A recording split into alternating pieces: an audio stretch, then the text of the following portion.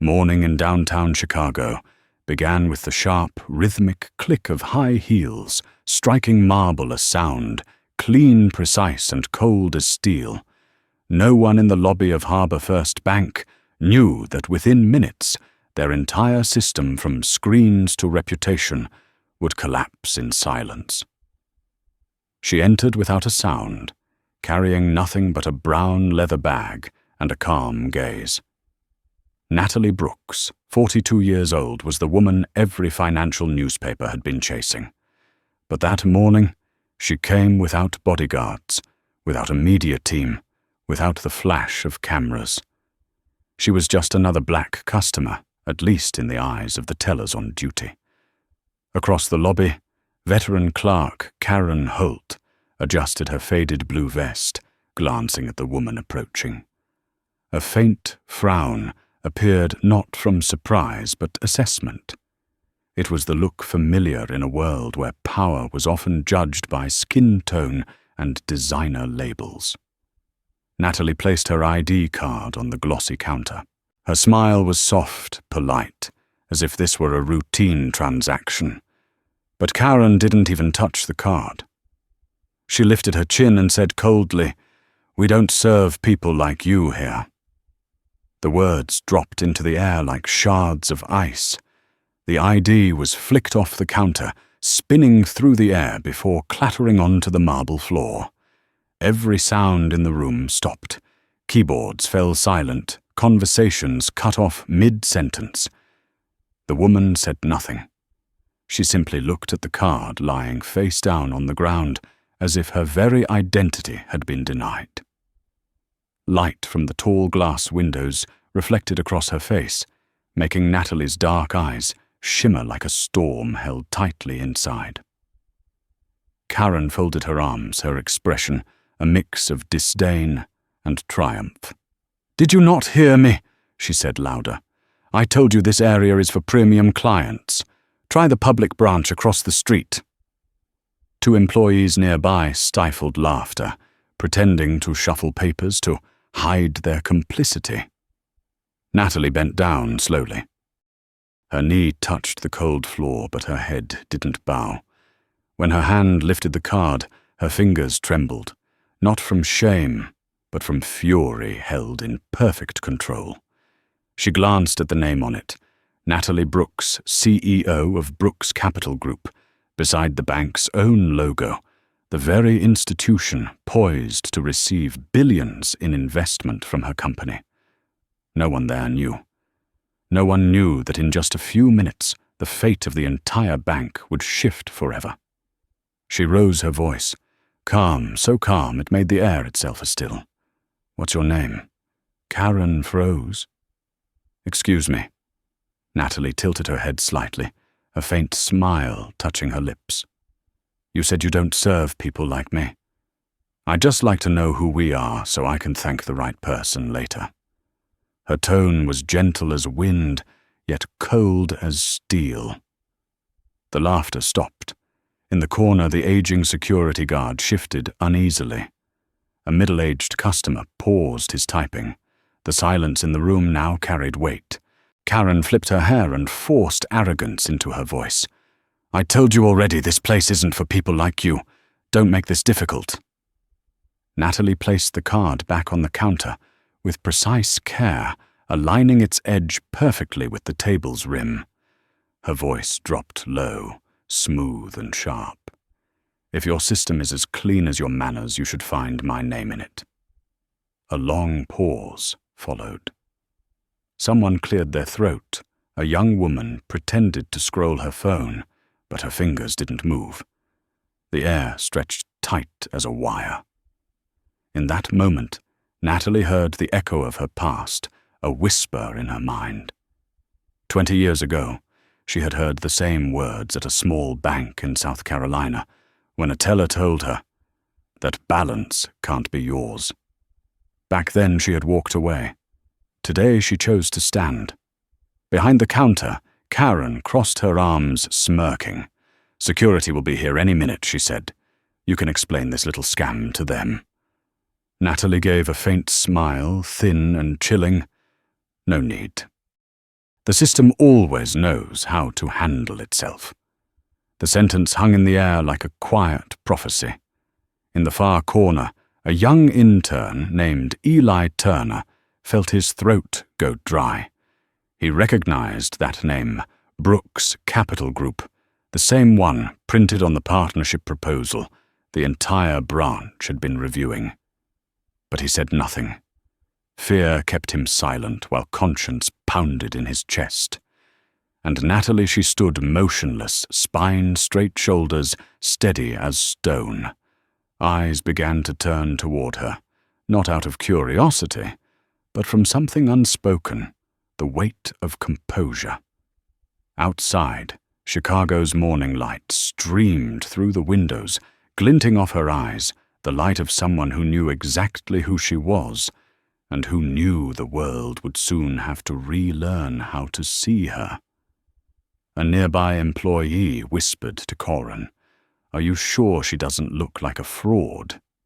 Karen snapped back, her voice sharp. "Trust me, I see this type all the time. This type." 2 words that sliced through every pretense of civility left in the room. Natalie didn't react. She looked at the large mirror behind the counter, seeing herself surrounded by judgmental faces. And then she smiled quietly, knowingly. Because she understood that history was repeating itself, but the ending would not. She hadn't come to make a transaction. She had come to test their integrity, and this bank had already failed its first test. Karen didn't know, and she didn't need to, because in just a few hours the entire Harbor First Bank system would bow before the very woman they had just humiliated. In the corner, Eli drew a deep breath, his hand gripping his tablet tightly. Reflected in the polished marble floor, he saw Natalie's silhouette, a figure he knew the world would remember. Because when the story of the $7 billion collapse was told, everyone would recall that it hadn't started with a contract. It started with one wrong look. The ID card still lay there on the cold marble floor, like evidence of a crime no one dared to name. Every gaze in the lobby was fixed on the woman standing still, saying nothing, yet somehow commanding the entire room to hold its breath. Under the reflective light of the Chicago morning, Natalie Brooks's face revealed no emotion.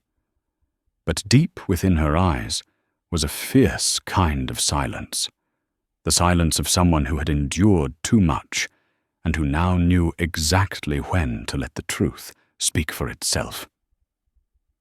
Behind the counterbank teller, Karen Holt stood with a twisted smile, her eyes brimming with arrogance, as if she had just punished someone for stepping into a place they didn't belong.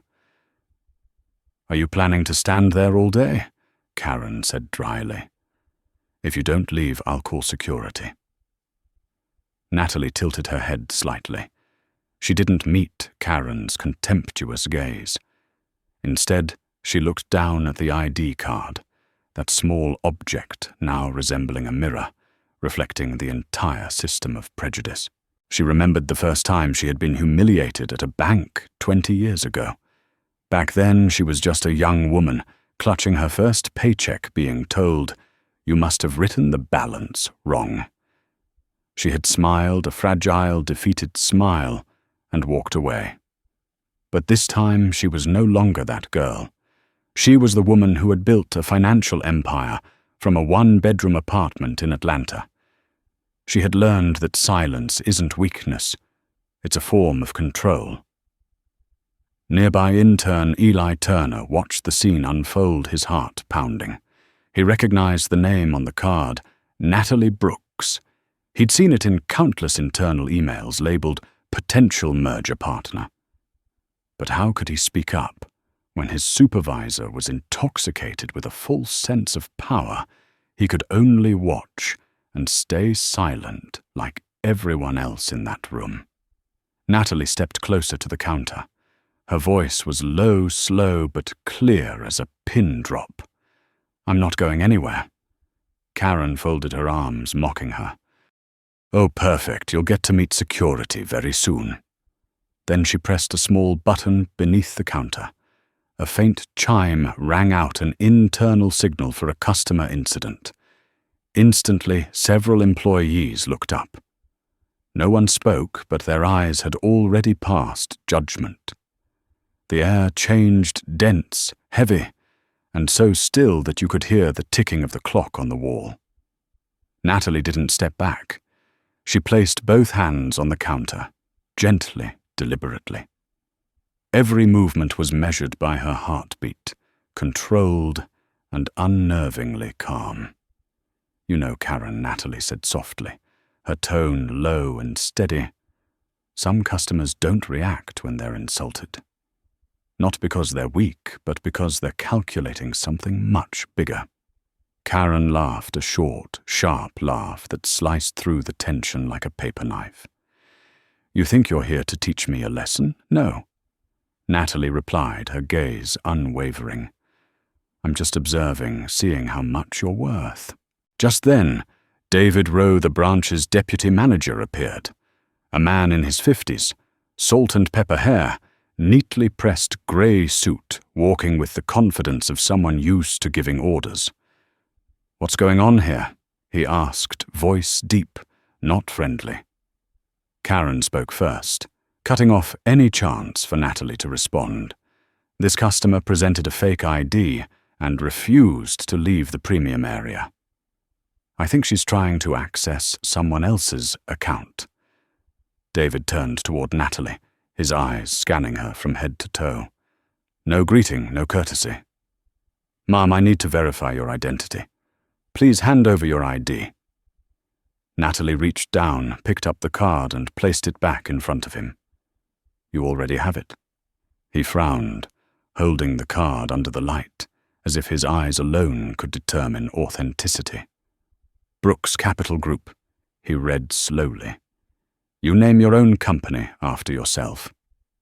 She answered instantly, her gaze cold but bright. "No, I named my company with my own hard work." For the first time, David hesitated. Her answer was too firm, too assured to be a lie, but he quickly recovered, exhaling sharply to reclaim control. "We'll need to do further verification. Please wait here." Karen smiled, the smug grin of someone who thought she had won. She whispered just loud enough for everyone nearby to hear. "People like her always think they're special." An older woman sitting on a nearby sofa frowned. She leaned toward her husband and whispered, "Did you hear her say people like her?" The man nodded, his eyes narrowing. The atmosphere in the lobby seemed to tilt toward Natalie. No one said a word.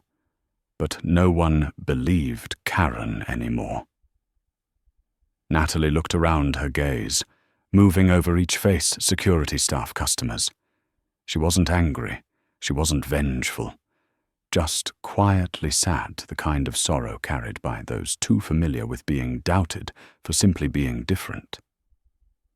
She spoke softly, almost a whisper.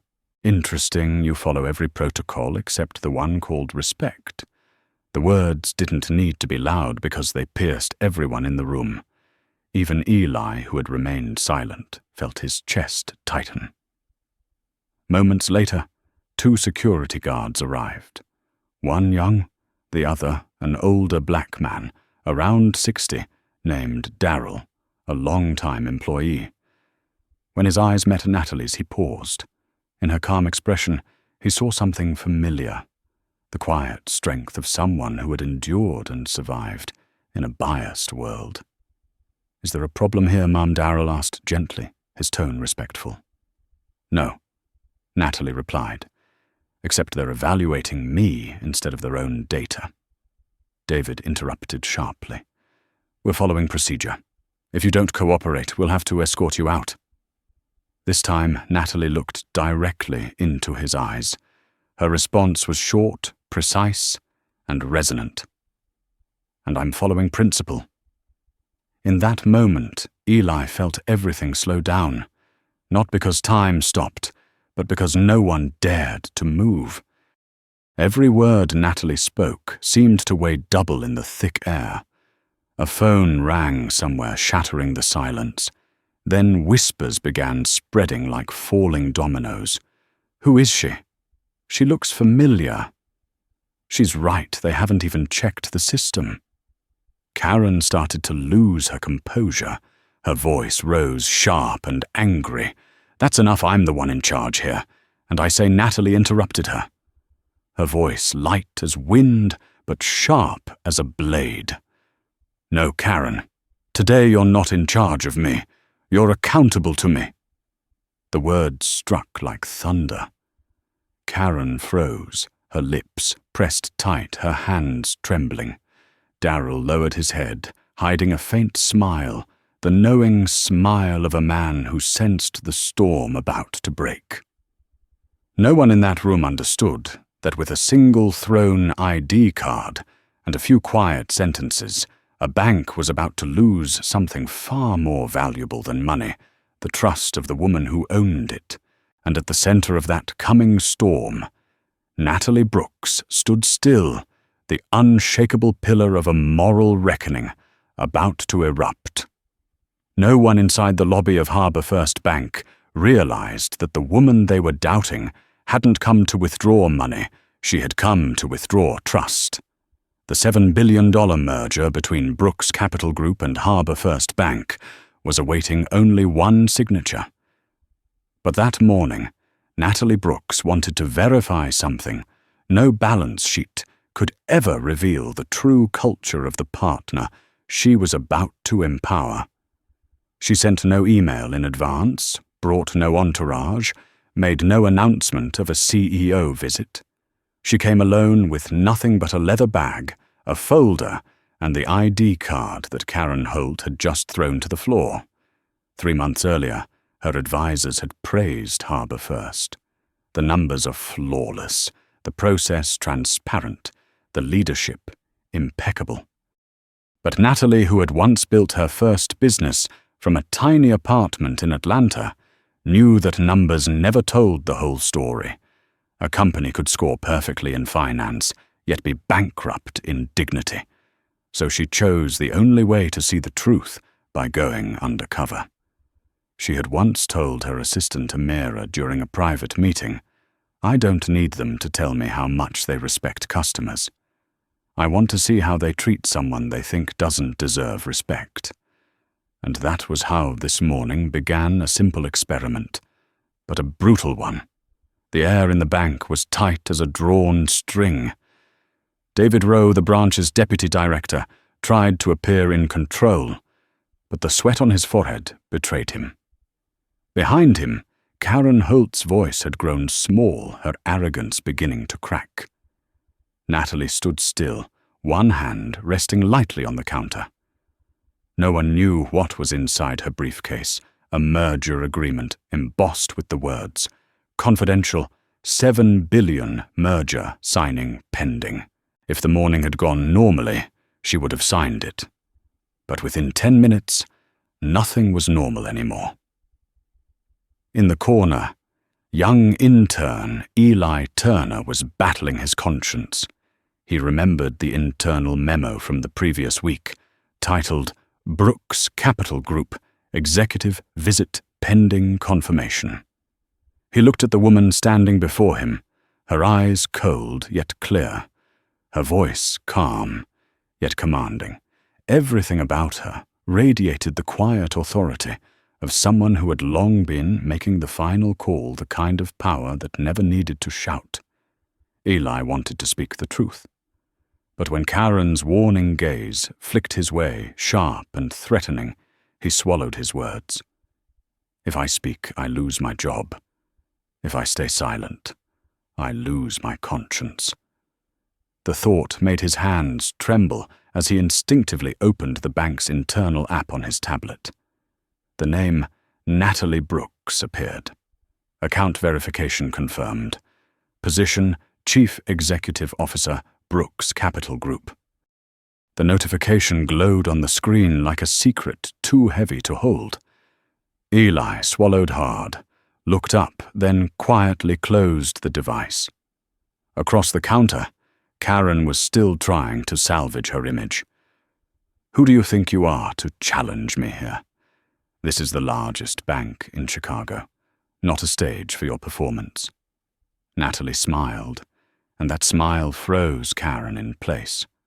"Oh, I'm not performing. I'm simply observing your performance." Her voice carried evenly, not loud, not soft, yet cutting straight through the silence. The entire lobby went still. Then a middle-aged man sitting near the reception desk, silver-haired and dressed in a grey suit, spoke up slowly. "Excuse me, but that employee should watch her words. I've been here since the start, and this woman hasn't done a single thing wrong."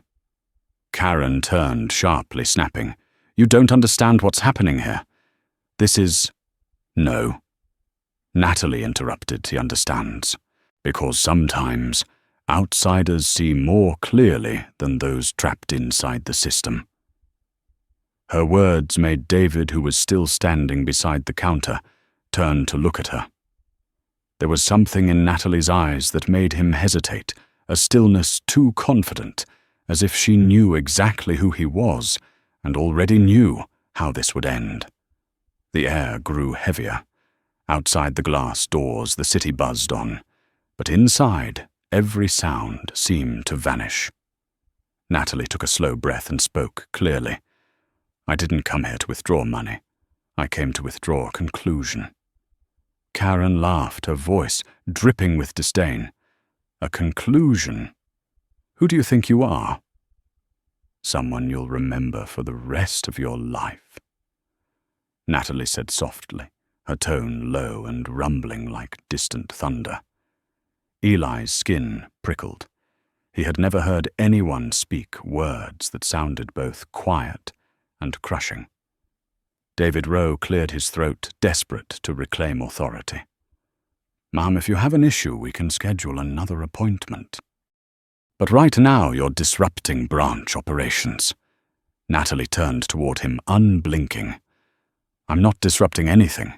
I'm observing your process, how you handle misconduct, how you protect this institution's dignity, and I'm documenting every detail." "Documenting?" Karen sneered. "Documenting what? How you just threw away a $7 billion deal with one wrong look." No one moved. The words fell like a stone into a still lake, sending ripples through every person present. Eli nearly dropped his tablet. David whipped around. Karen froze, her face drained of color. "What did you just say?" David stammered. "I said," Natalie stepped forward, her voice steady and resonant, "I came this morning to see if this bank deserves to be called a partner. And unfortunately, you've just answered that question yourselves." Karen opened her mouth to speak, but no sound came out. Eli glanced at his tablet again and saw the line, "Brooks Capital Group, Executive Verification active," glowing on the screen. His hands shook. He knew every word she said was true. David clung to the last shred of authority. We'll need to confirm this with upper management." "Upper management?" Natalie smiled faintly. "I'm afraid your upper management is standing right in front of you." The air vanished from the room. Karen took half a step back. Eli barely breathed. Darryl, the veteran security guard, looked at Natalie with a subtle spark in his eyes, not surprise, but pride. Natalie didn't raise her voice. She simply spoke each word, dropping like steel onto the cold marble floor.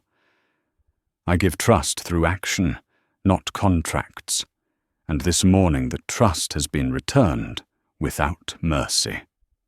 A light gust drifted through the revolving doors, carrying a trace of Chicago's autumn chill. Someone laughed outside on the street, but inside no one moved. Even Karen, who once believed she held the power, didn't dare breathe too loudly. Natalie glanced at her watch. It was time for Harbour First's executive board meeting, the one where she had been scheduled to sign the deal. She looked at Karen, her tone almost like a message. The biggest deals don't always need signatures. Sometimes people destroy them themselves with their own attitude. Then she turned and walked away, leaving behind a cold counter and a room full of stunned faces. No one yet knew that within a few hours, headlines would flood the business networks. Harbor First loses $7 billion deal over discrimination, and it all began with an ID card thrown to the floor. The bank now felt like a stage where everyone had been forced into a role, only no one realized the play they were performing could bring the whole system down. After Natalie Brooks spoke her final line, the air seemed to stop moving. A few employees tried to keep working, tapping their keyboards for show, but their fingers trembled. No one wanted to be the first to say anything more. They could all feel it, something enormous was coming. Karen Holt still stood there, lips stretched into a stiff, forced smile. She could not believe that a woman in a white shirt and flats could shake her. Her arrogant ego screamed, "No, she is only bluffing, it is just a clever trick." She straightened her vest, tried to recover her poise, and whispered to David Rowe, the deputy branch manager, with quiet certainty, "I have seen this type before they come to make trouble. It is best to throw her out now." David nodded slightly, but his eyes stayed fixed on Natalie, the woman standing motionless with both hands resting lightly on the counter. No resistance, no struggle, only the sense that she was recording their every detail. His voice rose steady and professional. "Ms. Brooks, I am afraid you are disrupting our operations. If you do not leave, I will have to ask security to intervene." Every eye in the bank turned to Natalie. She did not react immediately. Instead, she looked around, taking in each face, each employee standing there, each customer watching. When her voice came, it was as soft as a breath, yet each word sliced through the space like a fine blade. "The only disruption here is the way you judge a person before you have even read their name." Karen laughed, a shrill sound that bounced around the lobby. "Goodness, are you planning to turn this into a moral forum? You are in a bank, not a church." Rather than rattling Natalie, the line darkened her gaze, and that look made Karen instinctively step back half a pace. "I know exactly where I am," Natalie said slowly, "and that is exactly why I am disappointed. A place that moves billions of dollars every day, yet is not rich enough to hold a little respect." As she finished, a soft ding sounded, and the glass doors slid open. 2 security guards walked in. The younger one moved first, his face tense. The other, older, black calm in his stride. Darryl. Darryl approached, his eyes settling on Natalie. In a heartbeat, he understood, not because of her reputation, but because he recognized that composure, the kind carried by those who have lived through prejudice and chosen not to let it break them. David gestured, his voice firm. "Please assist in escorting this guest out. She is refusing to cooperate." The order rang out, clear and final, but no one moved. The younger guard glanced at Darryl, waiting for a cue. Darryl drew a breath and spoke quietly, respectful. "I am sorry, Mom. Would you like to explain this before we have to do anything?" Natalie turned to him, offering the faintest, saddest smile. "There is no need. You are just doing your job, and this system, it will take care of the rest." David frowned. "Are you threatening us?" "No," she said, eyes never leaving his. "I am warning you." In that moment, intern Eli Turner opened his tablet again. The verification line on the internal system still glowed there, bright as a beacon. "Natalie Brooks, Chief Executive Officer, Brooks Capital Group." His heart pounded. Sweat gathered at his temples. He looked around. Someone had to know this. But Karen, David, all of them were drowning in blind confidence. Eli was about to speak when Karen's icy stare cut across the room. "Eli," she said softly, like an order, "be quiet. Do not interfere." He lowered his head, but his hand trembled over the screen. He knew that with one more tap, the whole truth would be visible. But in this room, the truth was being smothered by fear and hierarchy. Natalie tapped a finger on the counter, slow and steady. Each soft knock seemed to sharpen Karen's irritation. "What are you doing?" Karen snapped. "Taking notes," Natalie said. "Notes of what history?" 4 words, short and spare, and the air dropped to freezing. Then the back door opened again. A tall man in a black suit with a silver tie pin strode in with assured authority. Richard Hayes, the branch manager. Each step landed like a declaration of power. He swept his gaze over the scene guards, standing still, employees, clustering customers, staring. "What is happening here?" he said, his voice heavy with authority. Karen stepped forward at once, clinging to him like a life raft. "Mr. Hayes," this guest presented a fake ID and caused a disturbance. "I asked her to leave, but she refused." Richard nodded, turned to Natalie, and spoke in a low, cold tone. "If you do not leave this facility immediately, we will have to call the police." Natalie looked at him, her smile thin as a blade. "The police, or would you rather call your superiors?" The question drew his brow into a frown. "Do you know who I am, I do?" she answered gently. "And that is why I am here." No one understood that line, but everyone felt it. The power in this room was slipping out of his hands. Karen tried to rescue the moment. "She claims to be with Brooks Capital. It is obviously a fake. I already told you." "Wait," Natalie cut in. "You said I claimed that." "I never said it. You assumed I was fake before you ever checked." The words landed, and Eli Turner could not hold back any longer. He opened his tablet and spoke, voice shaking but clear. "She is telling the truth." Every head swung toward him. Karen barked, "Eli, what do you think you are doing? I am just telling the truth." He swallowed. "The system clearly states she is the chief executive officer of Brooks Capital." Richard Hayes jolted. What Eli turned the screen around. The verification line shone in the reflection. Identity verified Natalie Brooks. The space fell deathly still. All that remained was the sound of hearts pounding and shallow breaths. Karen went pale. David stepped back half a pace. Darrell, the older guard, allowed himself a quiet smile. The smile of someone who has waited many years to see justice circle back. Natalie looked around. She did not gloat. There was only a strange calm, the calm of someone who had seen exactly what she came to see. "Now then," she said, voice light as silk, yet ringing like a command, "shall we begin to have a real conversation?" No one answered. Because in that instant, everyone understood that this confrontation was no longer between one woman and one bank employee. It was a collision between real power and imagined power, between people who only hold a seat and the person who actually builds the chair. And from that second on, nothing inside Harbour First Bank would ever be the same again.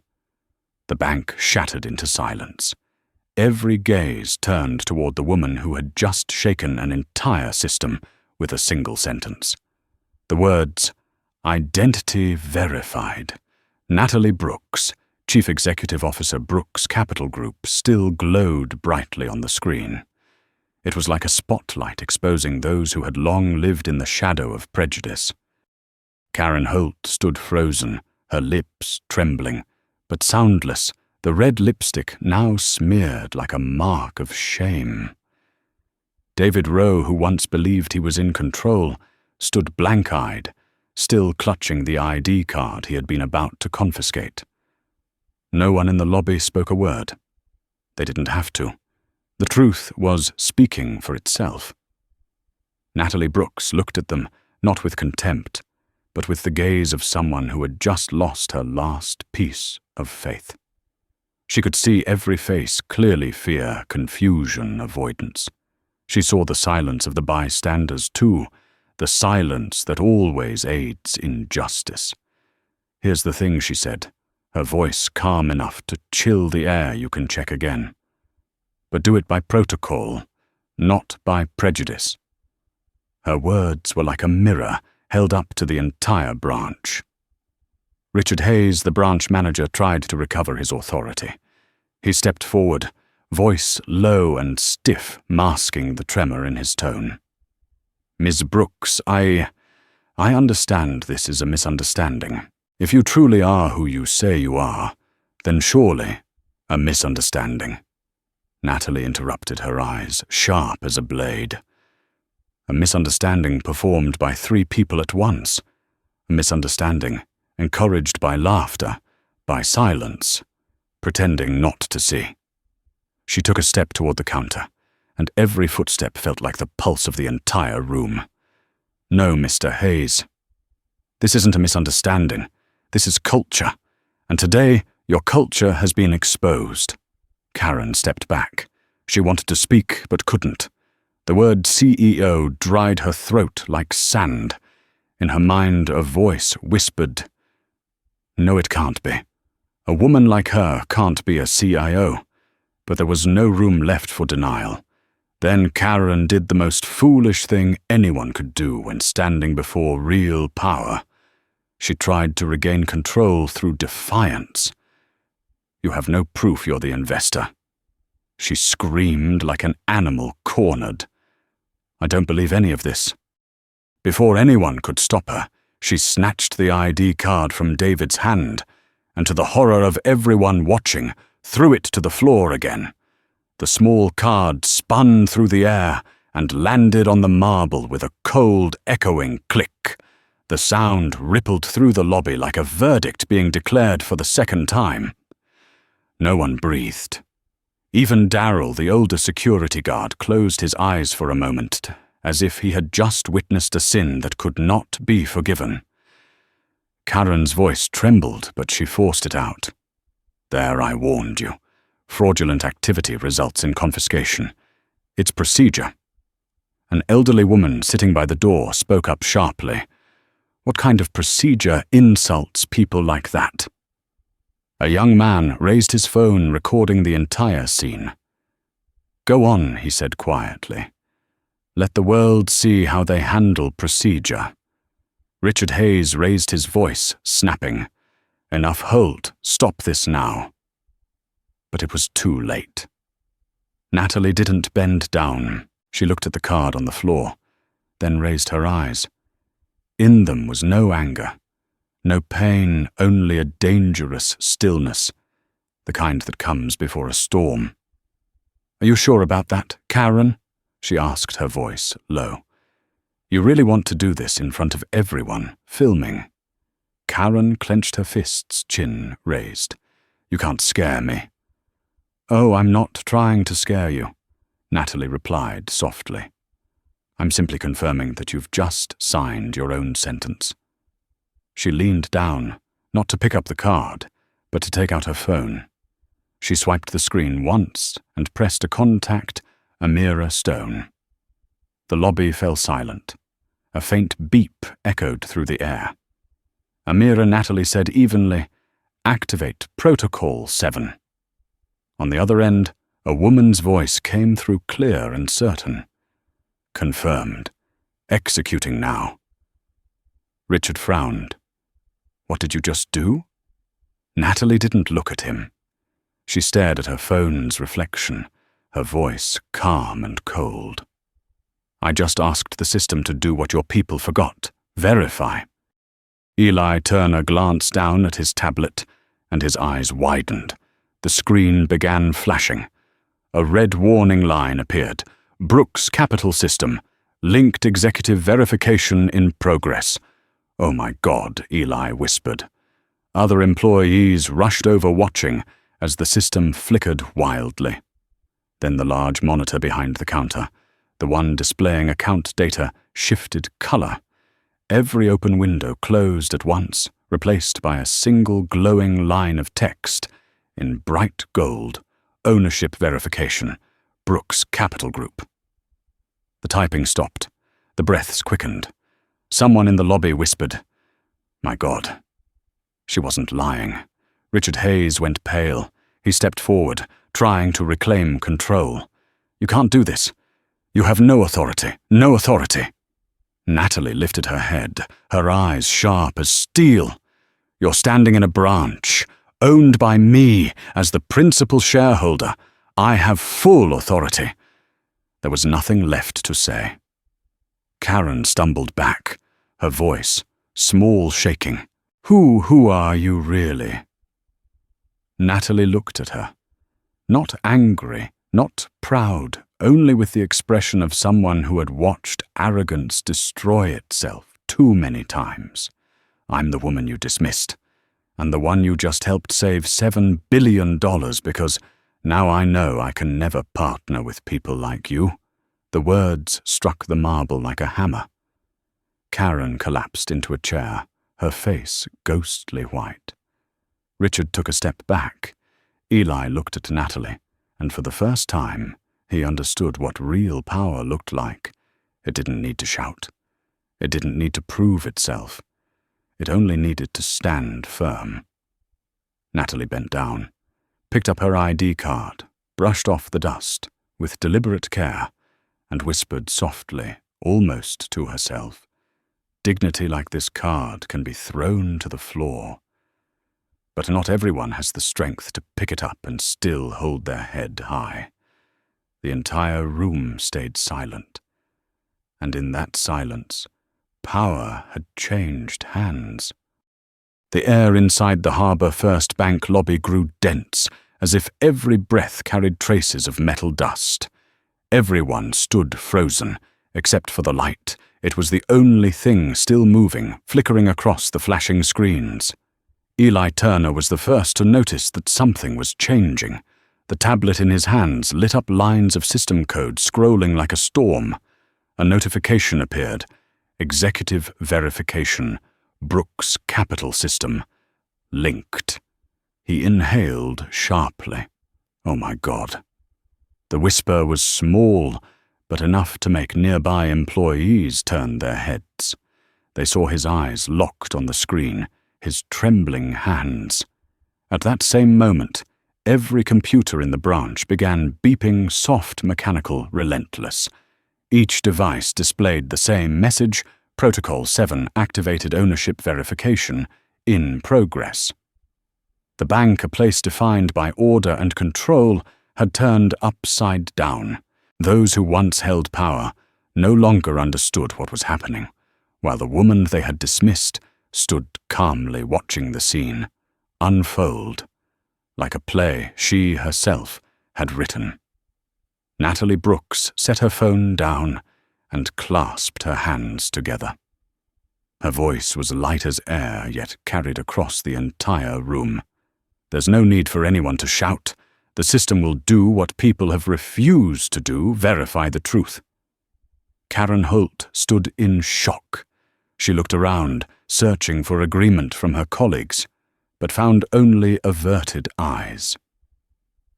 David Rowe tried to sound composed, though his breath came shorter each second.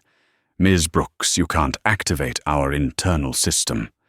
That level of access is restricted to Natalie," cut in her tone, calm but sharp enough to slice through the air. "To the principal shareholder. And that's me." A wave of murmurs spread through the room. Soft conversations collided with the buzzing of phones as alerts poured in from headquarters. Security alert, executive verification underway. All branches on standby. Richard Hayes, the branch manager, had turned pale. He tried to sound firm. "This is unauthorized interference. I'm calling the regional director." Natalie raised an eyebrow, her smile faint. "Go ahead. Their line is already connected to me." The sentence hit him like a slap. Richard's eyes darted around the room, seeking help, but no one moved. All eyes were locked on the screens, which were glowing brighter now. A cool blue light, soft yet chilling, like the glow of justice breaking through the walls of arrogance. Then the speakers overhead came alive, the robotic voice of the bank's internal AI echoing through the space. "Verification in progress. Please remain calm. Unauthorized personnel will be logged." Several employees panicked and shut their laptops. Karen stumbled back, her voice shaking. How are you doing this?" Natalie didn't answer right away. She walked slowly around the counter, her eyes passing over each face, as if reading lines of living data. "I didn't do anything, Karen," she said quietly. "I just entered the right command.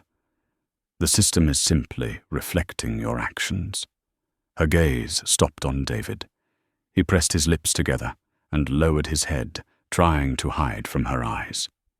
At that moment, a soft ding echoed. The large monitor on the wall switched displays.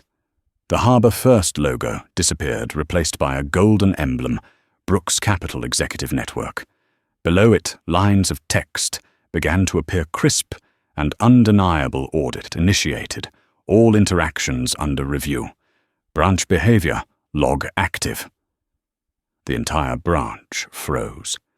Every word, every gesture, every condescending glance from the last 30 minutes was now being archived into the bank's central database. Karen shouted, her composure breaking. "You're not allowed to record video here." "I'm not recording," Natalie replied evenly. "Your system is." The murmur spread like a current. A young employee whispered, "Oh my God, she has direct access. She really is the investor." Natalie ignored the noise. Her eyes stayed on the screen, its blue light reflected in them. Her voice was slow, steady, and filled the room. Technology doesn't lie. It doesn't fake a smile. It doesn't judge people by skin color or voice. It knows only one thing, the truth. Richard swallowed hard. He knew then no excuse would matter. Justice had gone digital, and he was now being judged by the very system he managed. Outside the glass doors, rain began to fall. Each drop tapped against the glass like a countdown to the collapse about to come. Darrell, the older security guard, looked at Natalie quietly. He took a step forward and said softly, "I've worked here 28 years. I've never seen the system react like this.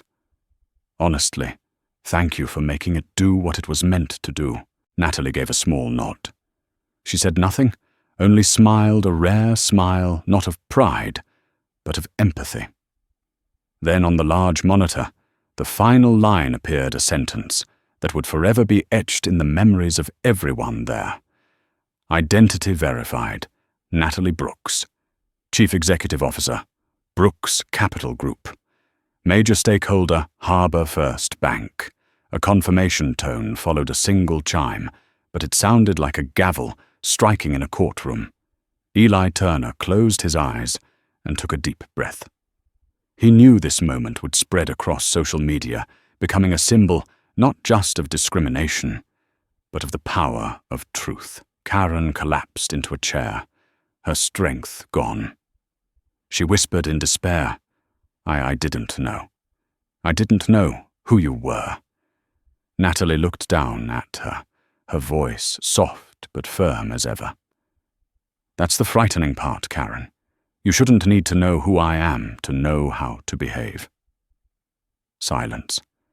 A silence so thick it seemed to have weight and shape.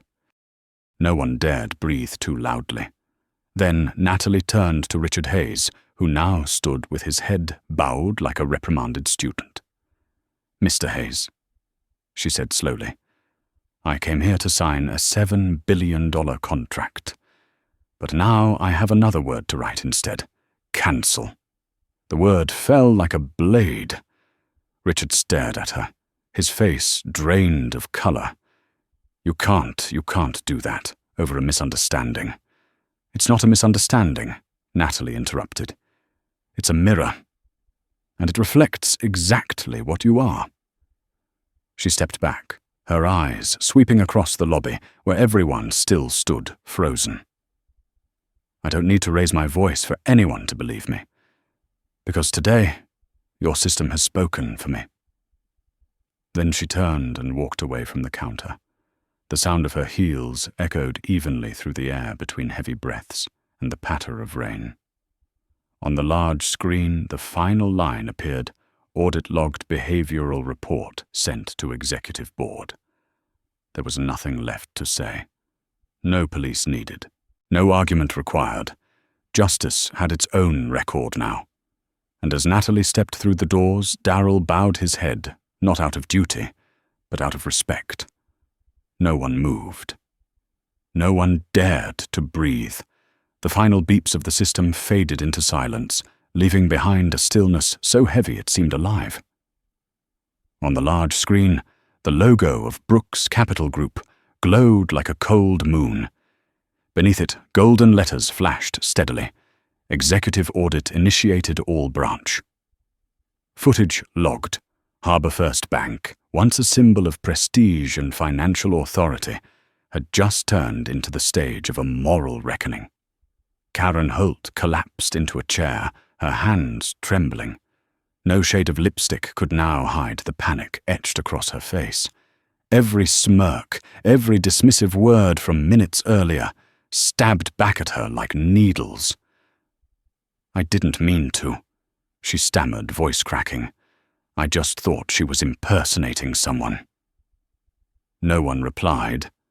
No one wanted to share her burden.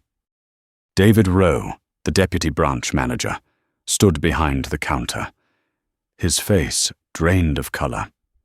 He looked at his own reflection in the glass, the crooked tie, the sweat-soaked forehead, the eyes of a man who had just lost his career to one moment of misplaced silence. Richard Hayes, the branch manager, tried desperately to hold on to whatever authority he had left. "Miss Brooks," his voice was hoarse, We're deeply sorry. This was just a mistake, an act of poor judgment by my staff. I assure you our branch will take full responsibility." Natalie turned back toward him, her expression calm. But that calmness frightened him more than anger ever could. "Responsibility?" she said softly. "Responsibility doesn't only belong to those who act, but also to those who stand by and watch." Her words swept through the room like a gust of cold wind. Several employees lowered their heads, their hands clasped together, because they knew she was talking to them, the ones who saw everything and stayed silent. Eli Turner, the young intern, couldn't hold it in any longer. He stepped forward, his voice shaking but firm. "Ms. Brooks, I knew from the start. I saw your name in the system. But I was afraid of losing my job." Natalie looked at him, her expression softening into a faint smile. "It's all right, Eli. Today everyone lost something. Some lost their jobs, some lost their trust, and some lost themselves." She paused, her voice deep and steady. "But you just found your conscience." He bowed his head, biting his lip to hold back tears. A soft chime echoed from the ceiling speakers, followed by the automated voice of the internal AI system. "Executive audit confirmed. Branch operations under suspension. Access restricted." All the computers across the branch went dark at once, leaving only a single white line in the center of each screen. Access revoked by executive authority. A collective exhale swept through the staff, a strange sound part. Fear part relief. They had just been disconnected, yet somehow freed. Karen rose shakily and walked toward Natalie, her voice breaking. "I'm sorry. I didn't know who you were." Natalie didn't step back. She met Karen's eyes. "And that's the problem, Karen. You shouldn't need to know who I am to know how to treat a human being. Karen sank to her knees, tears streaming down her face, clutching the edge of the counter, like someone holding on to the last piece of dignity she had left. I didn't mean to. No one ever means to. Natalie replied, her gaze distant. Discrimination rarely begins with intention. It begins with habit. The room fell silent again. Every word she spoke stitched together the torn fabric of humanity in that space.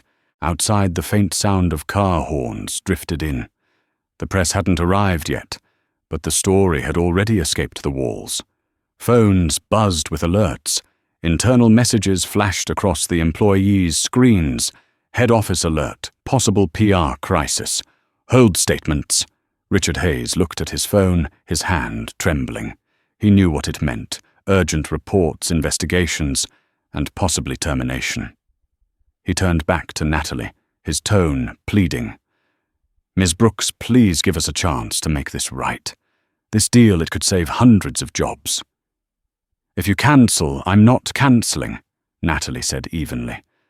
I'm just not investing in disrespect. Her voice was quiet, but sharper than any accusation. This bank loves to talk about customer trust, but trust doesn't live in advertisements. It lives in how you treat the people you think have no worth. Every word landed like a stone in still water, sending ripples of silence through the room. Eli looked up, speaking softly, Ms. Brooks, I think we've all learned something today. She glanced at him, a faint, weary smile curving her lips. Eli lessons only matter when people choose to remember them. Then she turned to Richard and David. Gentlemen, remember this. Not every loss can be measured in dollars. A deal might be worth $7 billion, but the honor of an organization, no number can buy that. Karen sobbed loudly, her voice cracking like shattered glass. I'm going to lose my job. Natalie stepped forward, stopping in front of her, her gaze soft but firm. Maybe. But losing a job is easier than losing your character. Start again from there. Her words rippled through the room, breaking the last remnants of arrogance left in the air. There was no more anger now, only the steady glow of truth, the kind that exposes, yet heals. On the large screen, a new message appeared. Incident logged executive review pending. Below it, the timestamp, the location, and 3 names gleamed in white: Richard Hayes, David Rowe, Karen Holt. Each one stared at their own name, seeing a verdict staring back. No judge, no defense. The truth itself was enough to convict. Natalie exhaled softly and turned away. Light from the glass doors reflected off the polished marble, glinting on her shoes, bright clean, untouched by dust. Justice doesn't need to be loud, she said, quietly, almost to herself. It just needs to be seen. She walked toward the exit. People moved aside, silent, afraid even to breathe. Only the wind from the open doors moved, carrying with it the last traces of arrogance from a world that once thought itself untouchable. Outside, the Chicago sky was grey but glowing at the horizon. Natalie paused, catching her reflection in the glass, a woman who had just dismantled an entire system with nothing but composure. Not everyone needs to shout to be heard, she whispered. Sometimes silence does the work. And as she walked away behind her, the glass doors of the bank closed. No typing. No laughter, only the quiet verdict of truth. The glass doors closed behind Natalie Brooks, leaving behind a silence so dense it felt alive, a silence not born of peace, but of the shock that came when the worldview of an entire institution crumbled within minutes.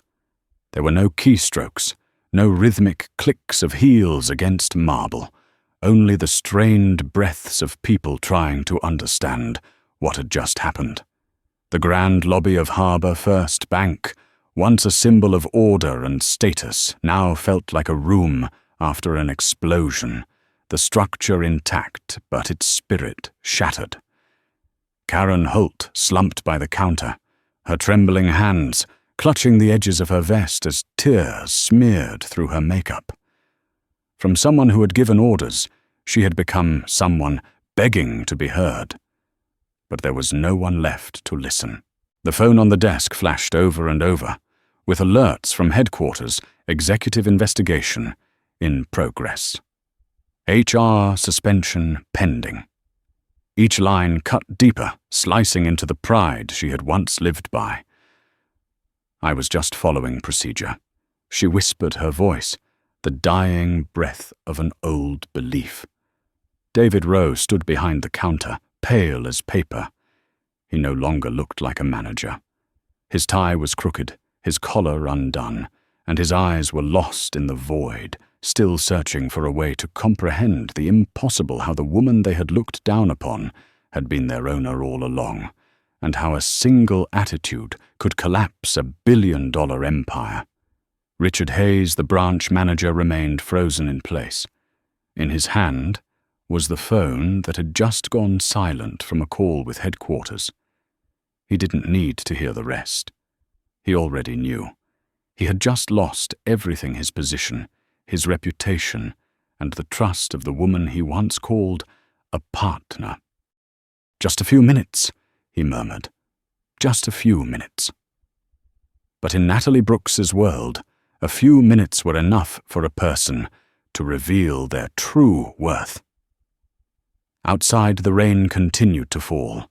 Droplets slid down the tall glass windows, blurring the bank's glowing logo as if even the sky was rewriting its name. In the corner of the room, young intern Eli Turner stood still, eyes sweeping over the room faces, frozen in shock, hands trembling, and he understood. Sometimes silence is a crime. Natalie's words echoed in his mind. No one ever means to. Discrimination doesn't come from intention, it comes from habit. And he realized justice had not arrived to punish, but to reflect. Those condemned were not only Karen or David or Richard, but everyone who had stood silent while the wrong unfolded before them. Eli unlocked his phone and saw the breaking headline on the internal network: "Breaking Brooks Capital, terminate $7 billion merger with Harbour First Bank following discrimination incident." His chest tightened, not from the loss of the deal, but from the realization that the cost of disrespect was sometimes higher than any contract. He took a deep breath and looked at the ID card lying on the counter, the same one that had been thrown to the floor twice. Now it rested neatly, shining a symbol of dignity, reclaimed not through anger, but through truth. Across the room, Karen suddenly stood up, her voice trembling with panic and despair. "It can't end like this. I'll explain. I'll apologize. You'll what?" Holt Richards' voice cut through low and cold. "Apologize to whom she's gone.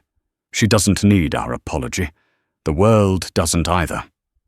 His words fell like the final blow. Karen froze, then broke down, sobbing. Darryl, the old security guard, watched quietly, his eyes heavier than ever. "I've seen this my whole life," he said softly. "The only difference is this time, people don't get to run from the consequences." A few younger employees teared up. They felt something shift, not just in their workplace, but in how they would see people from this day forward. Outside, under the building's awning, Natalie Brooks stood still. The rain fell gently, the wind brushing through her hair, carrying with it the faint metallic scent of the city. She lifted her phone, the screen lighting up with a call from Amira Stone. Confirmation complete. Amira's voice came through steady and clear.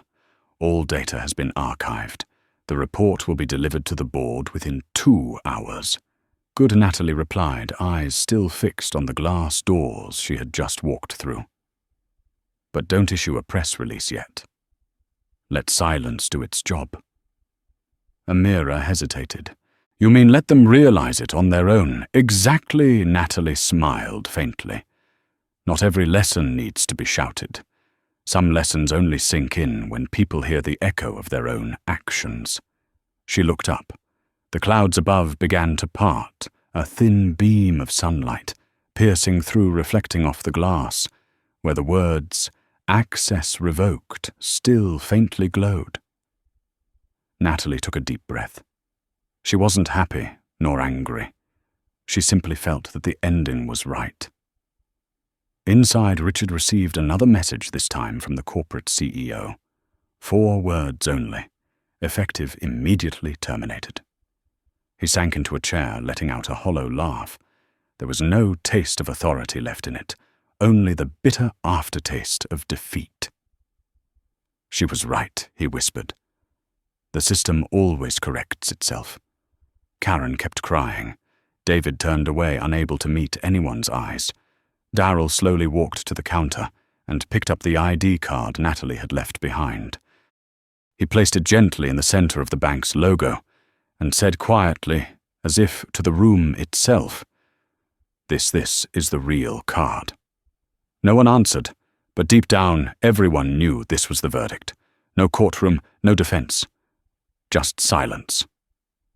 Outside, Natalie walked slowly along the stone path. The black car waited, the driver holding the door open, but she didn't step in immediately. She turned to look back at the grand building, once a monument of power, now just a silent monument of guilt. "I never needed to raise my voice," she whispered, "because justice doesn't need defenders. It only needs someone willing to stand still." She entered the car and closed the door. The vehicle glided away through the drizzle, leaving behind a motionless building where those who once sneered now looked at each other, realizing they had just been judged without a single gavel being struck. The verdict of Natalie Brooks wasn't written on paper or sealed with a stamp. It was written in every lowered gaze, every tear of regret, and every heart relearning how to beat with humanity. And across the noisy city of Chicago, a silence spread, heavy but fair. A silence that spoke, a verdict that needed no court. Along Michigan Avenue, the black car glided forward, leaving behind the buildings that reflected the fading light of the afternoon. Inside the cabin, Natalie Brooks sat in silence. There was no sound except the soft rush of wind against the windows. She looked down at her phone screen. A message from Amira appeared. The termination agreement has been sent. The media has started reporting. The impact is spreading quickly. Natalie turned off the screen. She didn't smile. There was no joy of victory, only a quiet emptiness, the kind that follows after justice has been served, when one realizes that winning does not erase pain, it merely makes the world see it. Outside, the Chicago sky had turned golden sunlight, weaving through the tall glass towers, scattering into thousands of glimmers, as if the city itself were bearing witness to an awakening. Natalie leaned her head back and closed her eyes. Behind her eyelids, she saw the image of the ID card hitting the marble floor, the look of disdain, and the silence that surrounded her. Then she saw another image, Eli, the young intern, trembling yet brave enough to speak the truth. And she knew it was people like him who would rewrite the future. Justice isn't always victory, she thought. Sometimes it's simply the moment someone looks into a mirror and no longer recognizes who they were. She opened her eyes again, her gaze steadier now. There was no anger, no pride, only clarity. Far behind her in the Harbor First building, the office lights were going out one by one. The people who had laughed were now packing their things. The The keyboards that once clicked coldly now sat still under dim light. On the counter, the ID card that Darryl had placed remained untouched, a symbol of a lesson the entire financial world would remember for years to come. Natalie's car stopped at an intersection. In front of her, the traffic light turned from red to green, a simple signal, yet one that carried meaning. She whispered softly to herself, "Time to move forward." The green light reflected gently across her face, calm, yet powerful. In that moment, Natalie Brooks was no longer just the chief executive officer of a corporation, but the face of a new era, an era where justice no longer needed to shout to be heard, and dignity no longer needed permission to shine. She turned toward a mirror, her voice calm but resonant. "When the world is loud over the trivial, be the one who makes it silent for the truth." The car began to move again, blending into the flow of the city. Behind them, the last light of day melted into the streets, leaving behind a radiant evening where silence had become the strongest voice of justice. 2 days later, the morning news on every financial network began with the same headline: Brooks Capital withdraws from $7 billion deal when business ethics become the new standard. From Chicago to New York, from high-rise financial offices to small coffee shops, the story spread like wildfire, touching the hearts of everyone who heard it. People were not only talking about the downfall of Harbor First Bank, but about the woman who had made an entire system stop and look at itself with silence. In the high-rise office of Brooks Capital, Natalie Brooks sat by the window, gazing down at the city glowing beneath the night sky. On her desk, the ID card, the symbol of that day, rested neatly inside a dark wooden frame. It wasn't displayed for pride, but as a reminder, even the smallest moment can shape history when it is built on dignity. Amira Stone entered, placing a new folder on the desk.